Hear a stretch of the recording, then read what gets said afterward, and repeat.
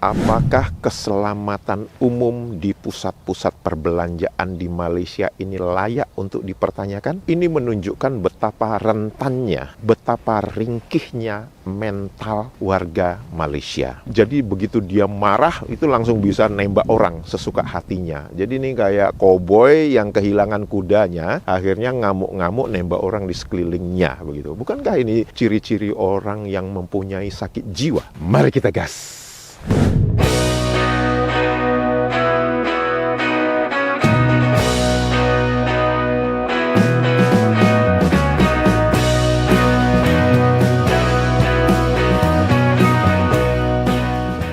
Halo, apa kabar semuanya teman-teman? Semoga kita semua dalam keadaan sehat walafiat. Amin ya robbal alamin. Selamat datang di kanal ini, kanal yang berbicara tentang perbandingan kosakata menurut Kamus Besar Bahasa Indonesia dan Kamus Bahasa Indonesia versi Malaysia. Kanal ini juga berbicara pernak-pernik dan informasi tentang negara Malaysia dan warganet Malaysia. Semoga informasi tersebut berguna untuk warganet Indonesia. Video kali ini saya akan berbicara pernak-pernik tentang Malaysia dan warganet Malaysia. Pada hari Sabtu malam kemarin, di sebuah pusat perbelanjaan yang bernama Setia Alam, terjadi penembakan yang dilakukan oleh warga Malaysia kepada seorang petugas kebersihan yang bukan warga negara Malaysia. Penembakan itu terjadi disebabkan oleh si warga Malaysia ini tidak bisa menerima perintah oleh si petugas kebersihan yang bukan warga Malaysia ini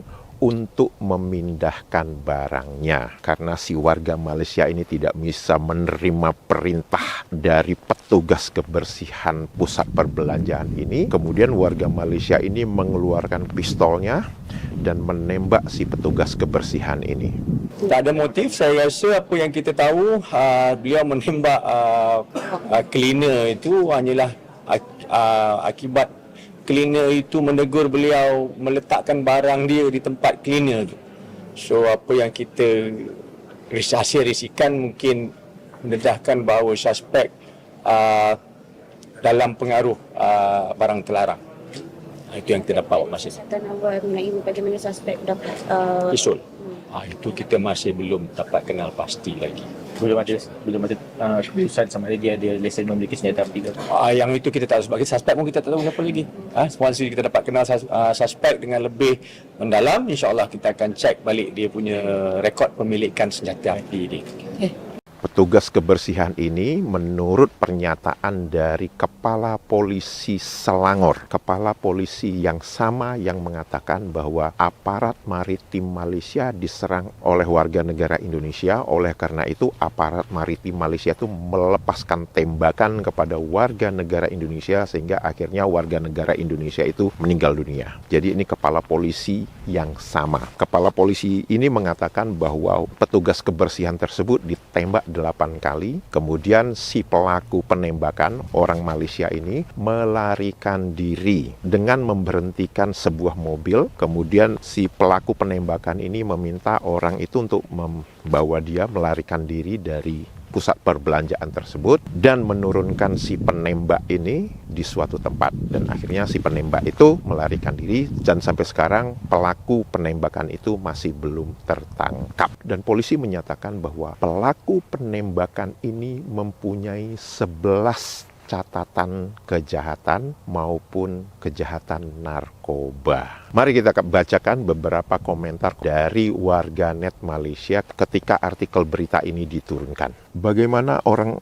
ini bisa memiliki senjata api dan bagaimana orang ini dengan mudahnya menembak orang lain karena dia marah. Kemudian komentar berikutnya dinyatakan kepemilikan senjata api ini secara ilegal. Pelaku harus diselidiki dari mana pelaku mendapatkan senjata api. Kasus ini jangan hanya berhenti setelah menangkap pelakunya saja. Komentar berikutnya, saya heran bagaimana orang dengan 11 catatan kejahatan dan narkoba bisa secara bebas berkeliaran di ruang umum. Bukankah memiliki senjata api secara ilegal akan dihukum mati di Malaysia? Pertanyaannya, Artinya, mengapa dia membawa senjata api ke pusat perbelanjaan? Apakah dia orang yang sangat-sangat penting? Maksudnya VVIP. Di Malaysia hanya orang kaya atau mempunyai tugas khusus saja yang bisa memiliki senjata api. Mari kita lihat bersama kemana kasus ini akan bermuara. Ada dua hal yang saya ingin katakan setelah saya membaca artikel berita tentang penembakan warga Malaysia di pusat perbelanjaan ini. Pertama, apakah keselamatan umum di pusat-pusat perbelanjaan di Malaysia ini layak untuk dipertanyakan? Pernyataan dari Kepala Polisi Malaysia, kalau kita bisa katakan itu kayak Kapolri gitu ya, mengatakan bahwa keamanan di pusat-pusat perbelanjaan di Malaysia harus diperketat. Artinya, Kepala Polisi Malaysia ini ingin mengatakan bahwa penembakan di pusat perbelanjaan di Malaysia ini jangan dianggap remeh. Apalagi kalau kita mengetahui bahwa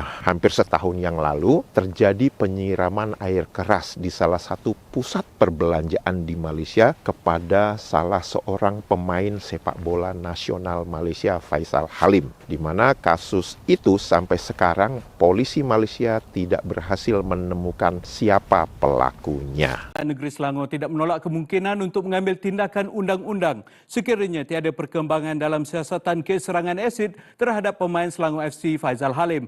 Pengerusi Jawatan Kuasa Tetap Belia Sukan dan Keusahawanan Negeri Selangor, Najwan Halimi berkata, pihak Selangor FC telah melantik peguam untuk memantau kes ini secara berterusan. Kedua, ini menunjukkan betapa rentannya, betapa ringkihnya mental warga Malaysia. Seseorang yang mempunyai keringkihan mental, namun mempunyai senjata api. Jadi begitu dia marah, itu langsung bisa nembak orang sesuka hatinya. Jadi ini kayak koboi yang kehilangan kudanya, akhirnya ngamuk-ngamuk nembak orang di sekelilingnya. Begitu. Bukankah ini ciri-ciri orang yang mempunyai sakit jiwa? Mereka yang mempunyai logika yang sehat memang layak untuk mempertanyakan bagaimana bisa orang yang mempunyai 11 catatan kejahatan dan narkoba itu bisa berkeliaran di ruang umum dan bisa mempunyai dan membawa senjata api. Orang-orang yang berpikir sehat akan mempertanyakan itu. Tapi orang-orang yang berpikir waham itu akan mencoba menyapu debu-debu tersebut lantas disembunyikan di bawah karpet. Keren nggak Malaysia itu? Ayo, jangan kicep-kicep gitu di pojokan. Main lagi yuk. Jika video ini informatif untuk teman-teman, jangan lupa jempolnya dan jangan lupa komentarnya. Dan untuk itu saya mengucapkan terima kasih. Sehat walafiat selalu. Dadah! Ingin ku bercerita Alkisah negeri waham Mengaku ber-IQ tinggi katanya Oh katanya Sungguh ramai penduduknya Banyak suku bangsa Berkerumun dalam satu bandar Kuala Dhaka Oh Kuala Dhaka